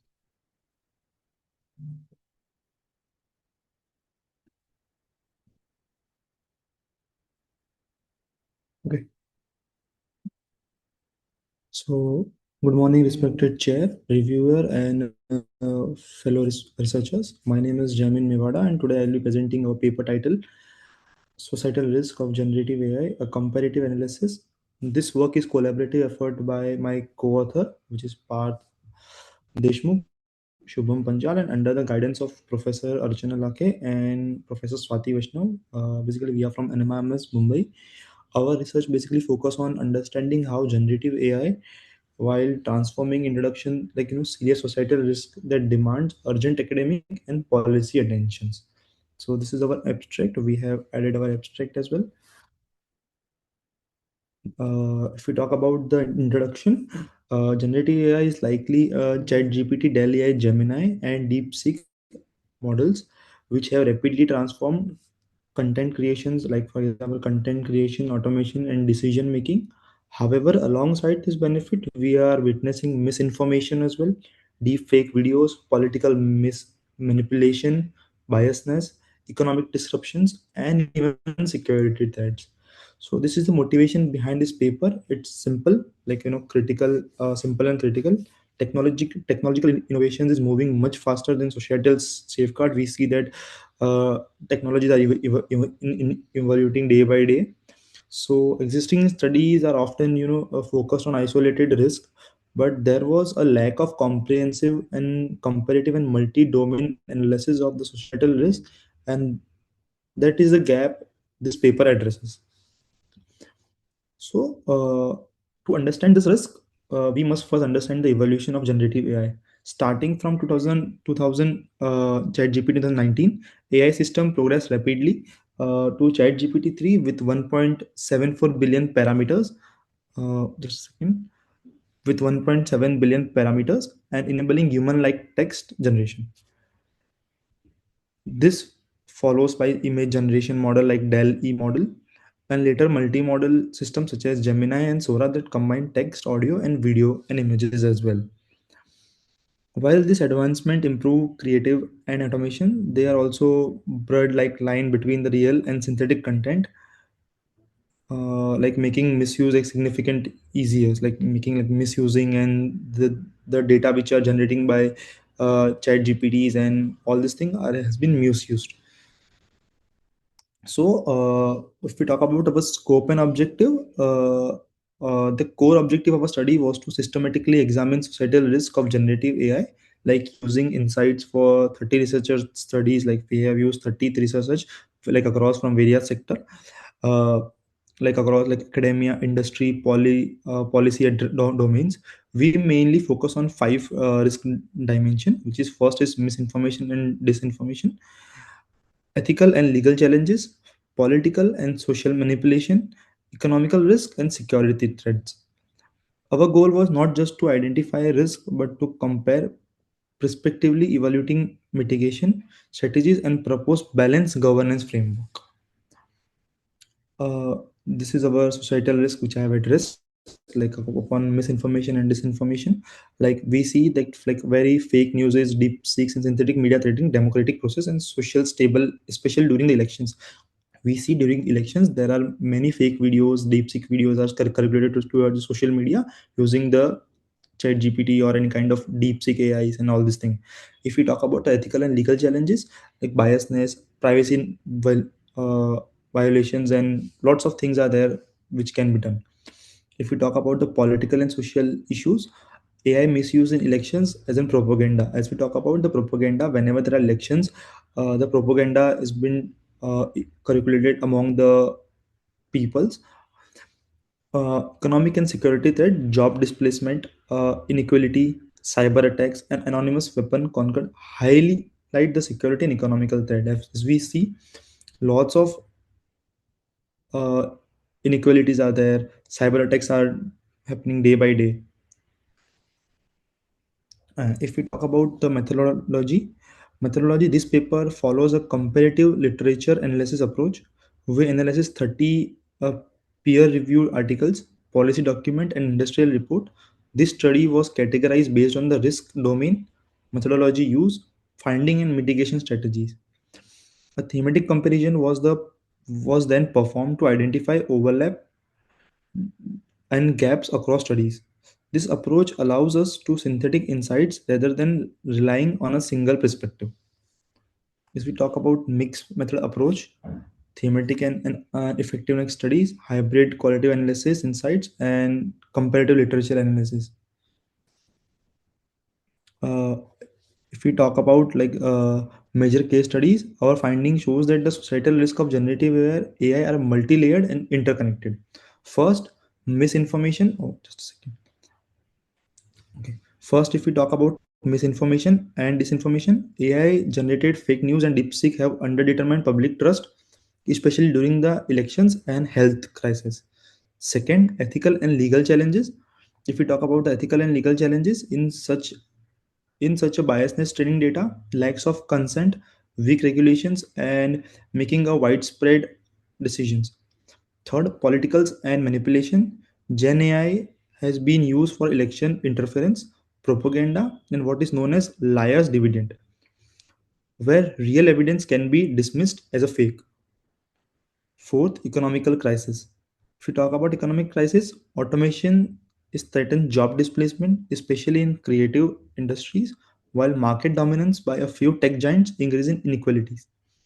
Finally, security threats. If we talk about the security threats, this includes AI-driven phishing attacks, deep, deep fake voice frauds, and AI assisted cyber wars.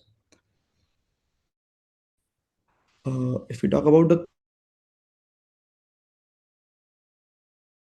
analysis, this is our technique. So, based on our finding, we propose three-layer mitigation framework: technical safeguard, policy intervention, social strategies, and effectiveness and challenges.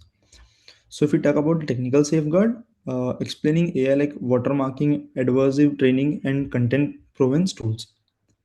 If we talk about policy intervention, risk-based regulations like EU AI Act, international tre- treaties, and mandatory transparency requirements. Third, social strategies, AI literacy program, ethical audits, and public awareness campaign. It's importantly, if we talk about, we are argue for flexible and inclusive regulations that balance innovation with risk control. So, future direction, exploring future AI security, like particularly design, regulation, and ethical literacy to mitigate risk and enhancing AI. These are some future directions like quantum resistant security, neurosymbolic systems, particulate AI design, international regular, and ethics. Just a second. If we talk about quantum resistant security, develop quantum resistant algorithm to protect AI system for further cryptography threats with low adoption rate currently. If we talk about neurosymbolic system, uh, enhancing AI robust and fault accuracy by integrating neural network with logic based system like IBM neurosymbolic media. AI design, if we talk about, empower marginalized community through particulating AI projects, improving accuracy and reducing bias in local context. International regulations and ethics, implementing global treaties and policies of AI governance, ensuring transparency, safety, and ethical standards worldwide. Uh, conclusion. To conclude, this paper highlighted that generative AI proposes serious societal risk if left unchecked. The key outcome of our research is to holistically comparatively understanding of this risk as an realization that the technology alone cannot solve the problem created by technology only. We emphasize the need of interdisciplinary collaboration, ethical AI governance, and global coordination. Our work aims to guide policymakers, researchers, and industrial leaders towards a safer and more equitable AI adoption. So these are some immediate actions: framework alignment, research methodology, and analysis technical. We have given it on a conclusion. Thank you for your time. I am looking forward for the questions. This is our references, which we have attached for the. Yeah, thank you. Yeah. How these mitigation strategies vary based on the context, for example, industry, geography, or application. Can you just repeat it once again? I didn't. How the mitigation strategies vary based on the context, for example, industry, application, geography. Okay. So the mitigation strategies must be adaptable to specific content to be effective. In different industries, like risk and challenges vary. So strategies should address those unique issues. For example, in agriculture, sensors and precisions reduces cost and waste, while in AI, ethical policy focused on bias and misinformation. If we talk about geographical factors, influences of availability of technology, regulations and culture acceptance, so strategy must be considered local laws and social norms. Application contents matter, like because the type of AI use is like healthcare, law enforcement, creative industries require trailed safeguard and ethical consideration. My research on generative AI highlights the need of hybrid governance, combining ethical AI, human control, and international directors. For example, EU's AI Act is strong for awareness program. Overall, flexible interdisciplinary approaches are key to effective mitigation across the context. Yeah, thank you. Welcome back. Now I would like the next author, Vasundhara Uchala. The paper title, Transformer, Guided Audio Visual Emotion Recognition Using Adversarial Feature Fusion.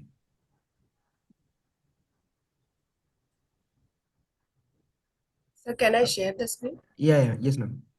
Please start.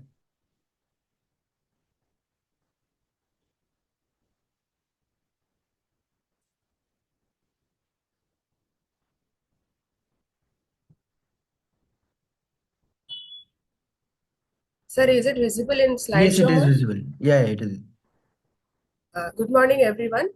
Myself, Vasundhara Uchila. I am an assistant professor and a PhD scholar from Computer Engineering Department, Saravajanik University, Surat, Gujarat. The title of my research paper is Transformer Guided Audio-Visual Emotion Recognition Using Adversarial Feature Fusion. These are my outlines: introduction, motivation, related works, the gaps identified, research goal, proposed methodology, results and visualization, computational requirements, applications, future directions, and references. So automatic recognition of human emotions from spontaneous real-life data remains one of the hardest problems in effective computing. Applications that can be there are mental health monitoring, autism support, human-computer interaction. Unimodal models use only one type of modality, one type of signal, either audio, image, or any other signal, but it's showing limited performance. Combining both modalities enables more robust and context-aware emotion understanding by taking advantage of each other's strengths. So because of the recent advances in deep learning, we are able to combine various modalities like speech, physiological signals, facial expressions for improved accuracy and robustness to noise or any data that is missing.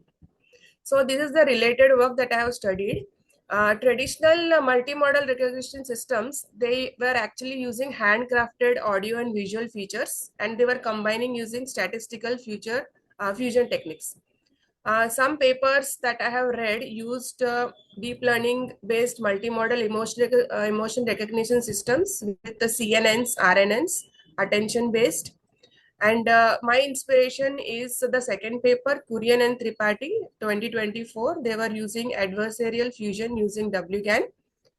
For that, they have used the custom autism dataset, and it showed strong results for autism.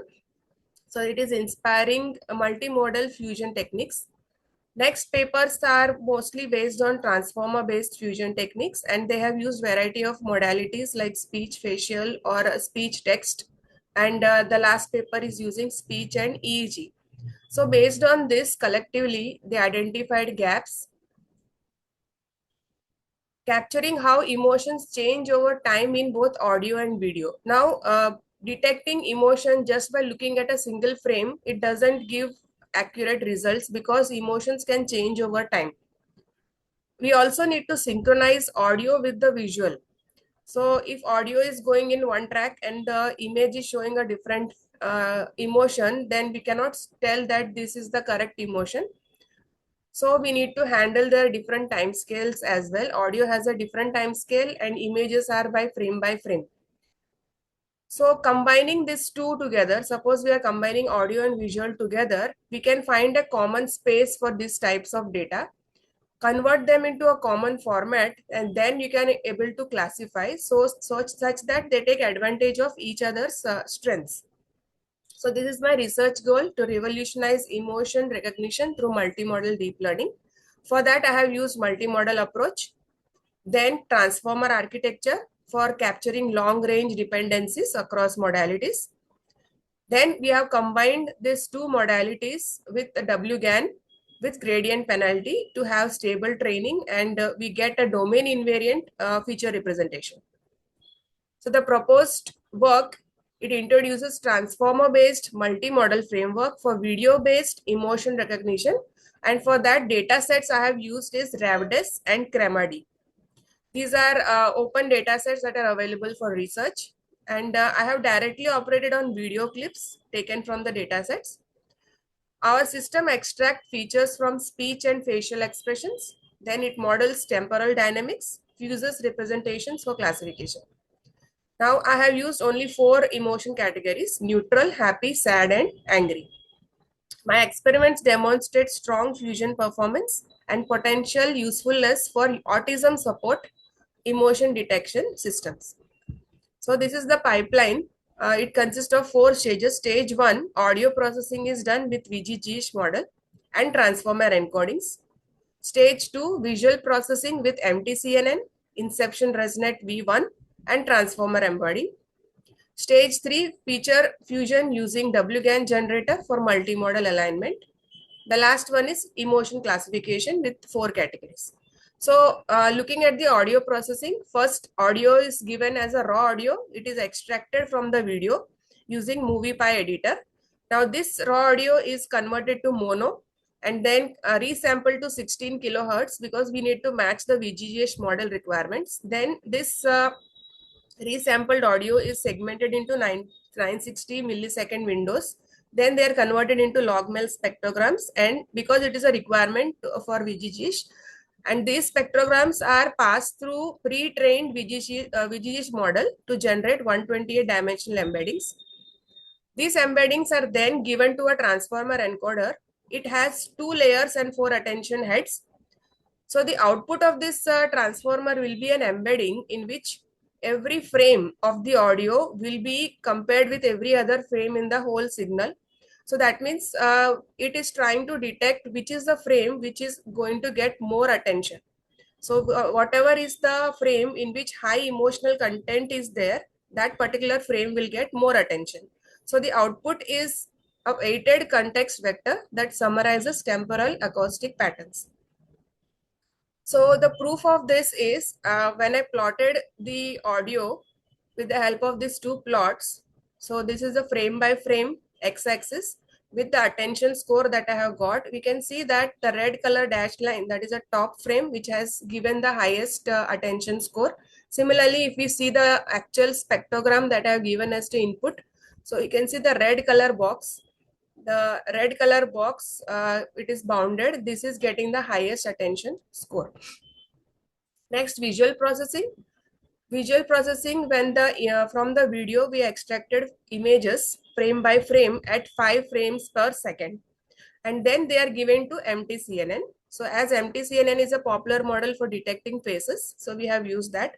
Faces are detected and they are aligned and they are cropped to the size 160 cross 160 because we need to give to a Inception ResNet V1 model. So this is taking these images, faces, and then embeddings are generated and they are given again to a transformer encoder, and then this will give you again a context vector that is actually capturing all the temporal aspects. And the last one is the WGAN. Combination of these 2, audio and visual, they are fused together to get a common representation, and then they are given to a generator network. This generator network will try to convert these fused embeddings by compare, and it will try to emulate with a real audio. The real audio embedding, and it is trying to generate this real audio from the fused embeddings. Now, whatever it is generating, the critic is going to discriminate between the real and the generated embeddings. So in doing so, it will always generate a score. So as the score will reduce, that means that the critic is not able to identify. That means we achieved an embedding that is a common between audio and the image. So we get a shared latent space. So Excuse this me, is ma'am. my architect. This is just a gentle reminder that 9 minutes are over. Oh, yes, yes, sir. So this is the architecture, proposed architecture. So the results, first I have plotted with the help of TSNE and UMAP. So for these two data sets, RAVDES and CRAMAD, so these are only audio based on emotions. These are the points based on emotions. The next one, these are the face embeddings. You can see the before only audio and only images. So you can see they are grouped according to face, not by emotion. Then when we did the fusion with WGAN, we can see that this is the initial fuse before going to WGAN. This is the plot, and after going to WGAN and giving the embedding, this is the plot. You are able to see clear clusters of emotions. Similarly, for CAMAD, so you can see over here that the bottom right that according to emotions, the clusters are being formed. So performance results, RAVDUS, we have done with the help of only audio, only visual, and multimodal. Multimodal is giving more accuracy than the unimodal features. So this is the best performance for RAVDUS. We are getting 89%. Similarly, for CREMAD, we are getting 70%. And if you see over here for visual only, it is very less. Audio only also is less, but 70% and above for multimodal, even though CREMAD is a very diverse data set. So we can see cross dataset validation is confirming our model robustness, and multimodal fusion provides consistent advantages, and WGAN alignment is effectively handling the domain differences. So these are our requirements. We have used Google Colab only and CPU, and this many total training parameters. Training time is 7.5 hours and inference is per video 6.45 seconds. Applications can be done with autism support, mental health monitoring, human-computer interaction. Future work can be with deployment on edge devices, handling occlusions and noises, privacy protection, especially if the data set is of kids, and adding more modalities to make it truly multimodal. Thank you for your attention. These are the references.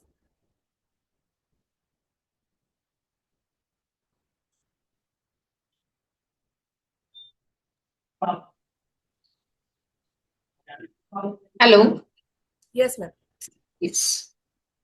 Considering the sequential nature of the 4 stages, how is the end-to-end latency of the entire pipeline? Ma'am, it is not sequential, it is parallel. Okay. I hope this diagram, let me just show you, ma'am. Yeah, this methodology pipeline you were talking about stage Yes, ma'am. 1, This 2, is 3, 4. parallel, ma'am. Okay. Over here, let me just show you this one, ma'am. This is actually parallel, audio and visual. Yes, ma'am. Okay. Okay. And given these promising results, what are the primary challenges and next steps required to deploy this specific transformer-based framework in a real-world effective computing Yes, application? Ma'am, the challenges are real time when you give. Actually, the noise we need to check in the video. Right now, it is a very clean data set. As you can see, the CREMA-D and the RAVDUS is mostly used for research. So real life data set we have not yet tested upon. And other challenges are, so that is the main, ma'am. Like real time, I didn't check still. And mostly if it is for kids, we need to check for ethical aspects and privacy preservation. Okay, thank you. Welcome.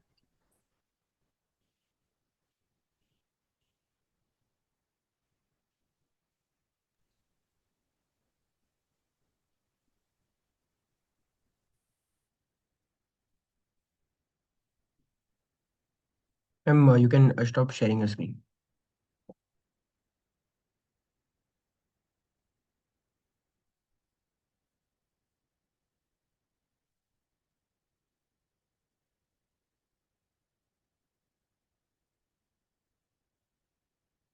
Yes, I sincerely thank you authors for their excellent presentations and contribution in this session, and all our participants for being a part of this international conference.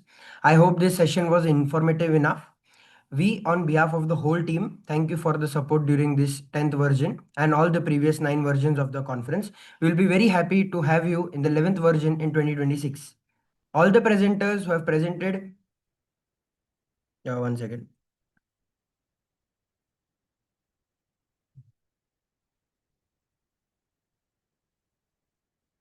Yeah. All the presenters would be getting their digital certificates through email within 2 days. The publication will be live within 7 to 8 months. Kindly cooperate with the team ICTCS 25. I also thank our session chair, Geeta Nawale ma'am, for chairing this session. This certificate is as a token of appreciation from ICTS and Global Knowledge Research and Foundation. Thank you for your valuable presence. Ma'am, would you like to say something?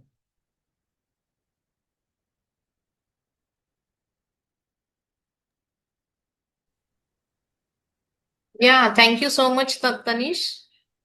Yes, ma'am. Yeah, may I have 1 minute? Yes, Yes, sure, just ma'am. yes.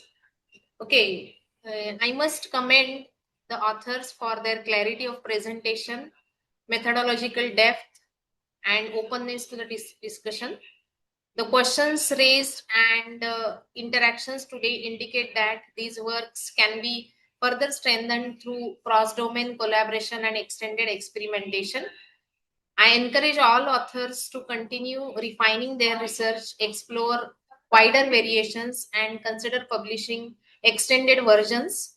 So, on this note, I congratulate all the presenters for their excellent work and thank the organizing committee for conducting such a well structured and enriching session.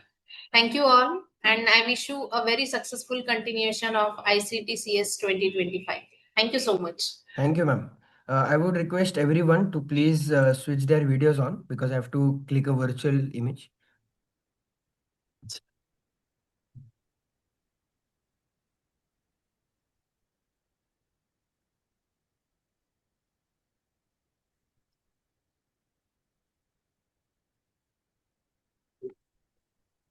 Yeah, we'll wait for a second and then we'll click the video. I request everyone to switch their videos on.